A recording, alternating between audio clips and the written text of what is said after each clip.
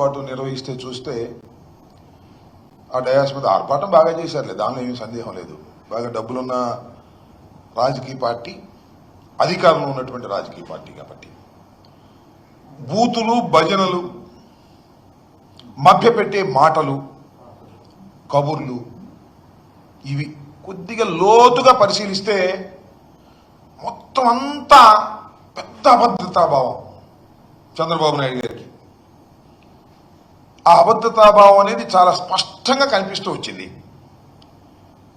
3 రోజుల పాటు జరిగినటువంటి ఈ మహానాడులో వారు ఇచ్చిన హామీలు సూపర్ 6, సూపర్ 7, అవి కాక 148 హామీలు ఇచ్చారు.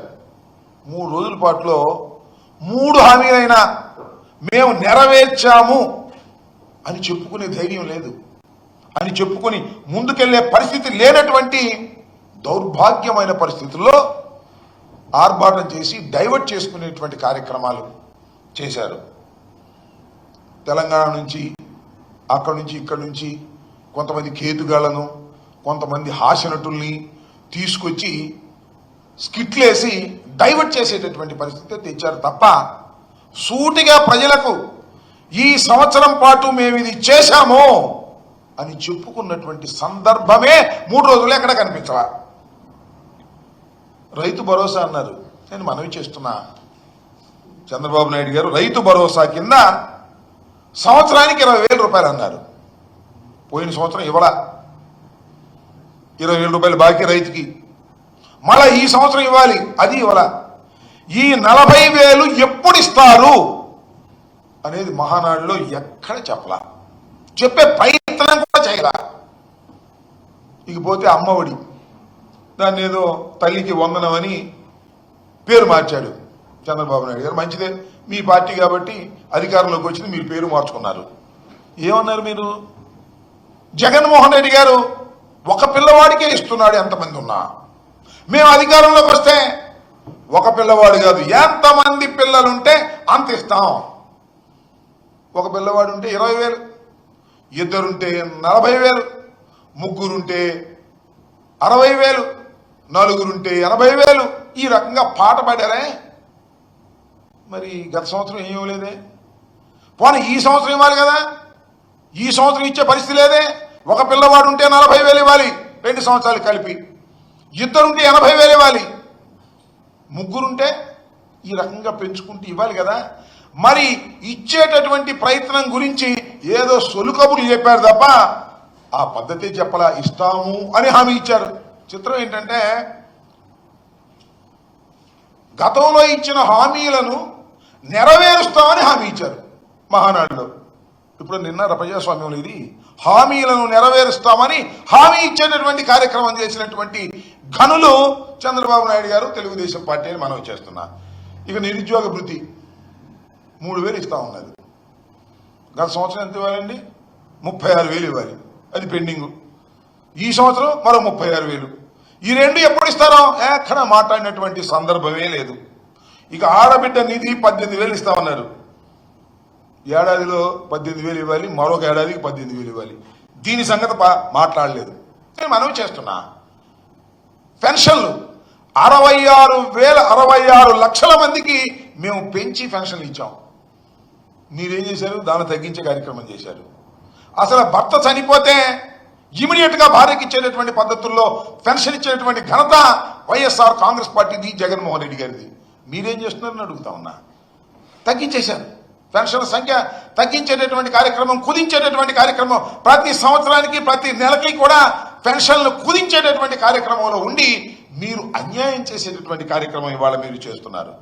ఇకపోతే బస్సు, ఉచిత బస్సు, ఉచిత బస్సు లాంటి చిన్న కార్యక్రమాన్ని కూడా చేయలేనటువంటి దౌర్భాగ్యమైన పరిస్థితిలో ఉన్నారు. అదేమంటే చంద్రబాబు నాయుడు గారు మేము అద్భుతం, అమోఘం, వీరులం, కడపలో మేము బ్రహ్మాండమైనటువంటి సభ పెట్టామని ఊరికి డప్పాలు కొట్టుకునేటువంటి కార్యక్రమం చేస్తున్నారు, వీరులు అని చెప్తున్నారు. నేను అడుగుతా ఉన్నా, ఇచ్చిన హామీలను నెరవేర్చని వాళ్ళు వీరులా, సూరులా, హీరోలా? ఇచ్చిన ప్రతి హామీని నిలబెట్టనటువంటి చేసినటువంటి జగన్మోహన్ రెడ్డి గారి హీరోనా, ధీరుడా? ఆలోచించమని మనవి చేస్తున్నా. ప్రజలు ఆలోచన చేయడం స్టార్ట్ అయిపోయింది. చంద్రబాబు నాయుడు గారు అధికారంలోకి వచ్చి హామీలను అమలు చేయని మరుక్షణమే ప్రజలు ఆలోచించడం స్టార్ట్ చేశారు. అయ్యో, అనవసరంగా జగన్మోహన్ రెడ్డి గారు లాంటి వ్యక్తిని, అన్ని హామీలను నెరవేర్చినటువంటి వ్యక్తిని, 99% హామీలను నెరవేర్చినటువంటి వ్యక్తిని మనం పోగొట్టుకున్నాము రాజకీయంగా. అనవసరంగా చంద్రబాబు నాయుడు గారిని అధికారంలోకి తెచ్చుకున్నాము అనేటువంటి పశ్చాత్తాపడుతున్న దశలో ఇవాళ మహానాడు జరిగింది. అది ఆ ఛాయలు చాలా స్పష్టంగా మహానాడులో కనిపిస్తూ వచ్చాయి. ఈ ఏడాది పాలనలో అసలు మీరు సాధించింది ఏంటి? ఏ రంగంలో ఏం సాధించారు? విద్య, వైద్యం, ఆరోగ్యం, వ్యవసాయం, ఇలా ఏ రంగంలో చూసినా మీ ప్రోగ్రెస్ రిపోర్ట్లో మార్కులు ఎన్ని అంటే 0. ఒక్క మార్కు కూడా రానటువంటి పరిస్థితుల్లో మీరున్నారు. జగన్మోహన్ రెడ్డి గారు 2,73,000 కోట్లు నేరుగా డీబీటీ ద్వారా ప్రజలకు అందించినటువంటి మహానుభావుడు జగన్మోహన్ రెడ్డి గారు. ఇవాళ ఆయన గురించి అనేక రకాల మాటలు మాట్లాడుతూ ఉన్నారు. మహానాడులో కూడా కేతిగాలను తీసుకొచ్చి, హాస్యనటులను తీసుకొచ్చి. చంద్రబాబు నాయుడు గారు అంటారు, నాకు చాలా ఆశ్చర్యం వేసింది, ఆపరేషన్ సింధూర్ స్ఫూర్తితో ఆపరేషన్ క్లీన్ పాలిటిక్స్ అంట. వరే అసలు క్లీన్ పాలిటిక్స్ గురించి నారా చంద్రబాబు నాయుడు గారే మాట్లాడి, ఇంకెవరు మాట్లాడాల్సిన అవసరం లేదు భారతదేశంలో. పాలిటిక్స్ ని భ్రష్టు పట్టించినటువంటి వ్యక్తి, డర్టీ పాలిటిక్స్ ని తీసుకొచ్చినటువంటి వ్యక్తి, అత్యంత ఖరీదైనటువంటి పాలిటిక్స్ చేసినటువంటి వ్యక్తి నారా చంద్రబాబు నాయుడు గారు. ఇవాళ మీరు చూడండి, దేశంలో ఆంధ్రప్రదేశ్లో ఉన్నంత ఖర్చు ఎన్నికల్లో ఏ రాష్ట్రంలోనూ ఉండవు. కారణం ఏంటో తెలుసా? డబ్బులు కుమ్మరించి గెలవాలనేటువంటి ఒక నూతనమైన సాంప్రదాయాన్ని ఎన్టీ రామారావు గారికి వెన్నుపోటు పొడిచి అధికారంలోకి వచ్చిన తర్వాత అధికారాన్ని నిలబెట్టుకోవడం కోసం చంద్రబాబు నాయుడు గారు అలవాటు చేసినటువంటి పద్ధతులు, ఒక డర్టీ పాలిటిక్స్ ని రాష్ట్రంలోకి తీసుకొచ్చి మ్యానిపులేట్ చేసి డబ్బులు కుమ్మరించి అధికారాన్ని నిలబెట్టుకోవాలనేటువంటి ఒక డర్టీ పాలిటిక్స్ తీసుకొచ్చినటువంటి చంద్రబాబు నాయుడు గారు వాళ్ళు ఏం చెప్తాడు చూసారా? ఆపరేషన్ సింధూర్ దొరికింది కదా, ఆపరేషన్ సింధూర్ అని మోడీ గారు అన్న దాని స్ఫూర్తితోనంట ఆపరేషన్ క్లీన్ పాలిటిక్స్ అనేటువంటి మాట. ఎప్పుడైనా ఏదైనా జరిగితే ఇలాంటి బాగా చంద్రబాబు నాయుడు గారు చేసేటటువంటి కార్యక్రమం చేస్తుంటారు. ఊరిని ఇమిటేషన్ పాలిటిక్స్ లాగా చేసేటటువంటి కార్యక్రమం చేస్తూ ఇవాళ ఈ రకంగా చంద్రబాబు నాయుడు గారు మాట్లాడుతుంటే హాస్యం పండుతుందని మనం చేస్తున్నాం. అంతేకాదు, రాజకీయాల్లో వైకుంఠపాళి వద్దు అన్నాడు. నాకు తెలియగడుగుతానండి, అసలు వైకుంఠపాళి రాజకీయాల్లో ఎదిగింది ఎవరు? నారా చంద్రబాబు నాయుడు గారు కాదా? చంద్రబాబు నాయుడు గారు మొదట కాంగ్రెస్ పార్టీలో ఉన్నాడు. కాంగ్రెస్ పార్టీలో ఓడిపోయిన తర్వాత మామగారి దగ్గర చేరాడు. మామగారి దగ్గర చేరి మామగారి దగ్గర పలుకుబడి సంపాదించుకొని మామగారిని వెన్నుపోటు పొడిచి నుచ్చెనెక్కాడు.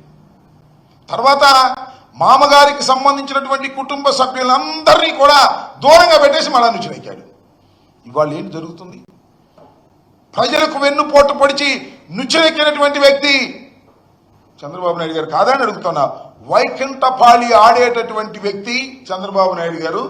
వైకుంఠపాళిలోనే అదృష్టం కొద్దీ మోసం చేసి వెన్నుపోట్లు పొడిచి దుష్ట రాజకీయాలు ఆడి పైకొచ్చినటువంటి వ్యక్తి నారా చంద్రబాబు నాయుడు. ఇవాళ మాట్లాడుతూ ఉన్నాడు, మేము వైకుంఠపాళి ఆడుతున్నాం అనేది. అదంతా స్ట్రైట్ పాలిటిక్స్. జగన్మోహన్ రెడ్డి గారి అంతా స్ట్రైట్ పాలిటిక్స్.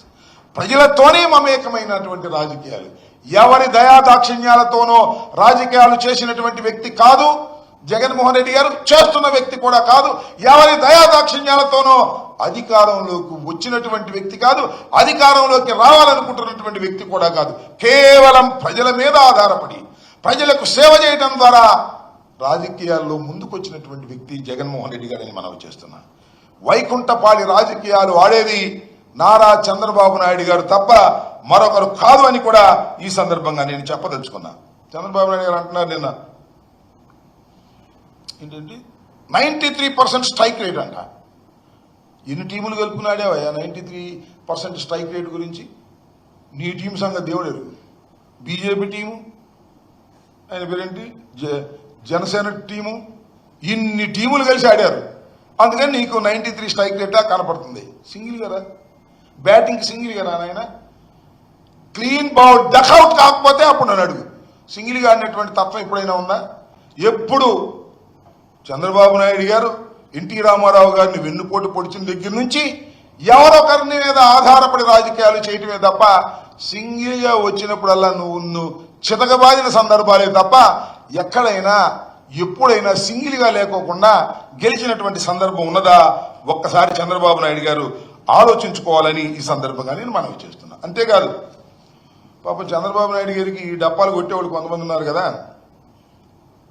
ఈ హాస్యనటుల్లాగాను కేతిగాడిలాగాను డప్పాలు కొట్టారు, అవి చాలేదంట.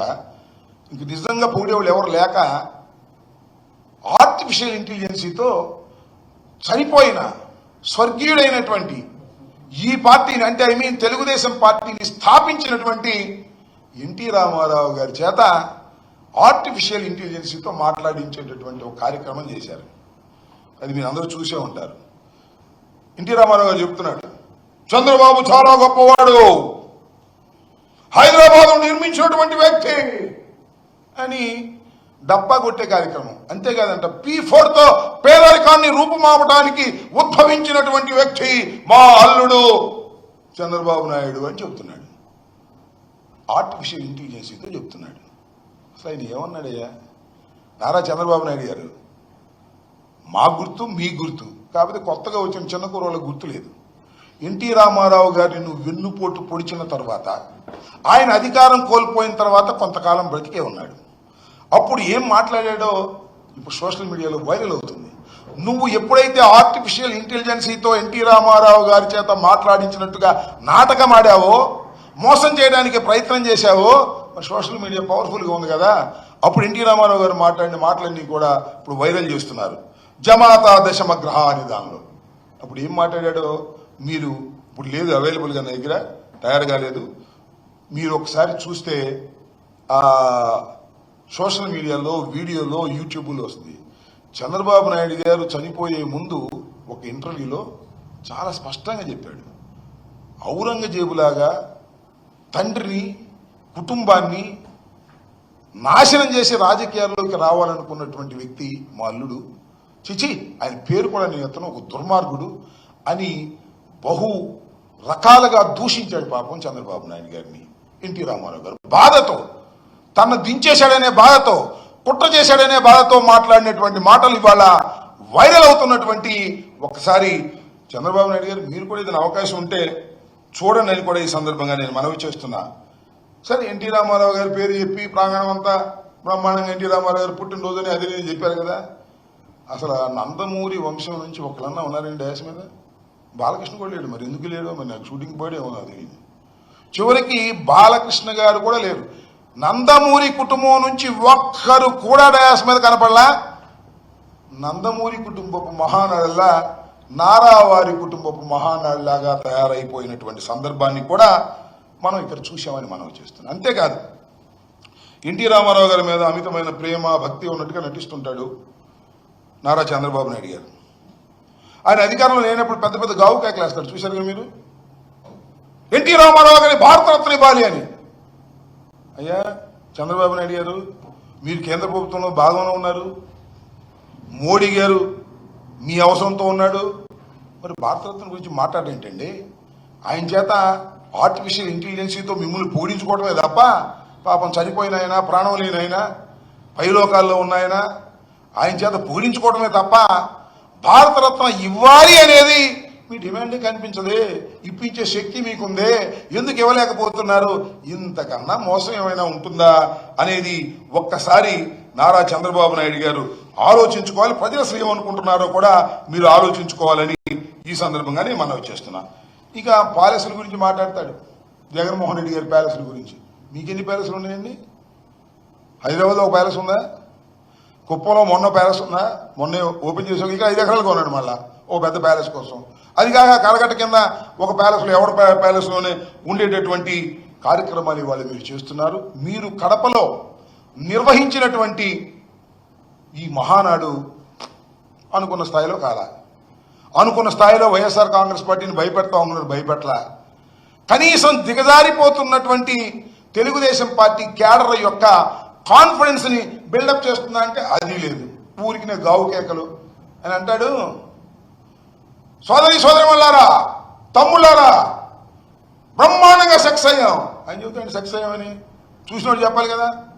అద్భుతంగా సెక్స్ అయింది మన మీటింగ్, అవునా కాదా అడుగుతాడు అనుమానం. మళ్ళా అవునైతే 2 చేతులు పైకి ఎత్తండి, షౌట్స్ కొట్టండి. ఈ గావు కేకలు ఏంటంటే ఒక అభద్రతా భావంతో ఉన్నటువంటి పరిస్థితులు చాలా స్పష్టంగా కనిపించాయి. మొత్తం కడపలో జరిగిన మహానాడులో అనుకున్న స్థాయిలో అది జరగలేదు, తుస్సుమంది. దాని గురించి పాపం గావు కేకలు పెట్టేటటువంటి కార్యక్రమాలు చేస్తున్నారు. చివరికి ఇంకో మాట ఏంటంటే, ప్రజల్ని డైవర్ట్ చేయడం కోసం ఎవరండి హైదరాబాద్ నుంచి నర్సిరెడ్డి అంటే ఎవరో ఒక పొట్టుకుంటాడు, పుట్టుకొక్కలాగా ఆయన వచ్చి కామెడీ చేస్తున్నాడు, పద్దాలను చేస్తుంటాడు. ఏమంటాడండి ఆయన, తెలంగాణలో ముక్కోడు పోయాడు, ఇక్కడ తెక్కోడు పోయాడంట. ఏం మాట్లాడుతున్నావు? ఏమైనా చంద్రబాబు నాయుడు గారు నువ్వేమో నవ్వుకుంటున్నావా ఏంటిది?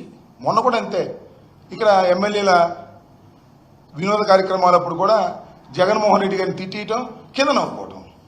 ఇవాళ కూడా ఆ బుడంకాయ లాంటి నర్సిరెడ్డిని పిలిపించుకోవడం, ముక్కోడు తెక్కోడు ఆనందపడటం. మీ వల్లనేవా? మీ అబ్బాయి ఒక పిల్లోడు, నువ్వేమో బొల్లోడివి అని మేము అన్నాం కదా, అది సంస్కారమా? ఇలా మాట్లాడటం మొదలెడితే మాకన్నా ఎక్కువ మాట్లాడగలరా? తప్పు నాయన. తెక్కోడు గిక్కోడు ఇట్లాంటి మాటలు కాదు. వ్యక్తిగతంగా మీరు మాట్లాడటం మొదలెడితే అంతకన్నా వ్యక్తిగతంగా మాట్లాడగలమని కూడా ఈ సందర్భంగా నేను మనవి చేస్తున్నా. అంతేకాదు తల్లి చెల్లి అని మాట్లాడతాడు. ఎవరు? ఆ పిల్లోడు తల్లి చెల్లి అని మాట్లాడతాడు. అదే మాట్లాడేటువంటి కార్యక్రమం చేస్తే మేము మాట్లాడలేగా. చంద్రబాబు నాయుడు గారు మీ తల్లి ఎక్కడ, మీ చెల్లి ఎక్కడ? ఎప్పుడైనా మీ తల్లి గురించి మాట్లాడారా? ఎప్పుడైనా మీ చెల్లి గురించి మాట్లాడారా? మొన్నే కదా గృహప్రవేశం చేశారు, మీ చెల్లిని ఏమైనా తీసుకెళ్లారా? ఏమయ్యా లోకేష్ గారు, ఓ పిల్లోడా, నువ్వేమన్నా మీ మేనత్తలకు ఎప్పుడన్నా బట్టలు పెట్టావా? మీ మేనత్తలు ఇంటికి పిలిచావా? ఇట్లా కుటుంబ విషయాల గురించి మాట్లాడటం మొదలెడితే మేము మాట్లాడగలం అనే విషయాన్ని దయచేసి మర్చిపోవద్దు. సంస్కారహీనంగా మీరు మాట్లాడటం మొదలెడితే మా వాళ్ళు కూడా మాట్లాడతారు. ఇట్లాంటి అలవాట్లు చెయ్యొద్దయ్యా. చంద్రబాబు నాయుడు గారు, నీ దగ్గర సరుకు లేదు, నువ్వు చేసినటువంటి వాగ్దానాలను నిలుపుకున్న పరిస్థితి లేదు. మహానాడులో గావు కేకలు పెట్టి ఏదో సెక్స్ అయిపోయిందనే కలర్ ఇచ్చేటటువంటి ప్రయత్నం చేస్తున్నావు తప్ప సక్సెస్ కాలేదు సరిగదా.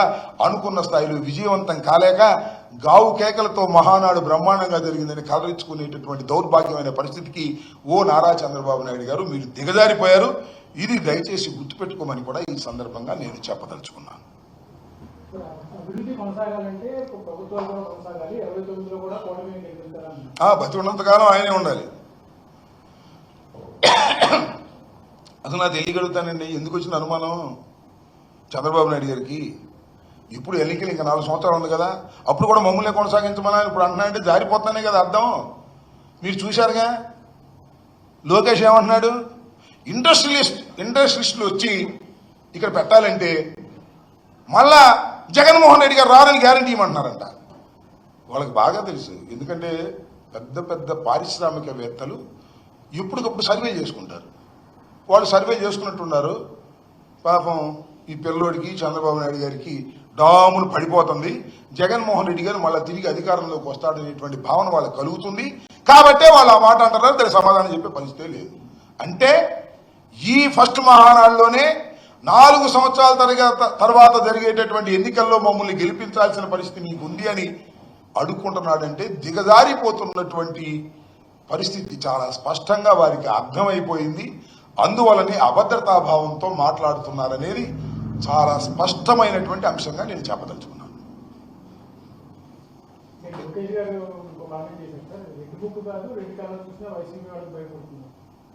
ఇంటి అది ఇంకోటి కూడా అన్నట్టున్నాడు ఏదో, ఏది ఒక ఆయన గుండె జబ్బు వచ్చింది, పాత్ర ఇలాగే, ఒక ఆయన ఏమో బాత్రూంలో పడిపోయాడు అని. ముందు ముసలి పండగ తొందర ఏముంది, అధికారంలో ఉన్నప్పుడు ఏమైనా మాట్లాడతారు లోకేష్ గారు. ఎందుకంటే మీకు ఇన్మెచ్యూర్డ్ పొలిటీషియన్ నువ్వు, నీకు అర్ధంతరంగా మీ నాన్నగారు వల్ల నువ్వు అర్ధంతరంగా మంత్రి అయ్యావు, గెలిచావు, ఇన్మెచ్యూర్డ్గా ఉన్నావు, అనుభవం లేదు. అనుభవం లేక ఇలాంటి పిచ్చి మాటలు మాట్లాడేటువంటి పరిస్థితి నువ్వు చేస్తున్నావు. నువ్వు చేస్తుందల్లా ఏంటి వల్ల రాష్ట్రంలో ఎవరికి సంబంధం లేదు, మంత్రివర్గ సభ్యులకు కూడా సంబంధం లేదు, మొత్తం ఉప ముఖ్యమంత్రి గారికి కూడా సంబంధం లేదు. మొత్తం లంచాలు తీసుకోవటం, ఆ బ్యాగులన్నీ సర్దుకోవటం, సూట్ కేసుల్లో జారేసుకోవటం, డబ్బు సంపాదించుకోవటం. ఇదే మొదటి పని నారా చంద్రబాబు నాయుడు గారి కుమారుడైనటువంటి లోకేష్ రెడ్డి. రెండో పని ఏంటి? మా మీద కేసులు పెట్టడం, సూట్ కేసులు ఎత్తుకోవటం, మా మీద కేసులు పెట్టడం. ఈ రెండు తప్ప ఏమీ పని లేకోకుండా ఆయన తిరుగుతున్నాడు. ఆయన ఏదైనా మాట్లాడతాడు మైకి దొరికినప్పుడు. తొందరపడద్దు నాయన, కాలం ఇప్పుడు ఇలాగే ఉండదు. చంద్రబాబు నాయుడు గారు, లోకేష్ గారు, కాలాలు మారతాయి. జగన్మోహన్ రెడ్డి అనే వ్యక్తి ప్రజల్ని నమ్ముకున్నటువంటి వ్యక్తి, ప్రజల మధ్యన ఉన్నటువంటి వ్యక్తి, ప్రజలకు మేలు చేసినటువంటి వ్యక్తి. అంతే తప్ప వారి మీద, వీరి మీద, పక్కన రాజకీయ పార్టీల మీద ఆధారపడి రాజకీయాలు చేసేటటువంటి వ్యక్తి కాదు. గుర్తుపెట్టుకోండి. జగన్మోహన్ రెడ్డి గారికి ఎంతండి? రౌండ్ అబౌట్ 50 సంవత్సరాలు. మళ్ళీ అధికారంలోకి రాబోతున్నాడని కూడా ఈ సందర్భంగా నేను మనవి చేస్తున్నా. రాబోతున్నాడని మేము చెప్పడం కాదు, మీరే చెబుతున్నారు. ఇండస్ట్రియలిస్టులు రావంటున్నారు, మళ్ళీ జగన్మోహన్ రెడ్డి రావడానికి గ్యారంటీ ఇవ్వండి అనే మాట మాట్లాడుతున్నారు. ఇవాళ మొదటి మహానాడులోనే మళ్ళా జరగబోయే 4 సంవత్సరాల తర్వాత జరగబోయే ఎన్నికల్లో మళ్ళా ఈ ప్రభుత్వాన్ని గెలిపించాలి. ఏంటంటే తాపత్రయం నీకు అంటే జారిపోతుందనే కదా అర్థం. దాన్ని అభద్రతాభావంతో మహానాడు జరుపుకున్నారు అనేది మనకు చాలా క్లియర్గా అర్థమవుతుంది. ఓకే.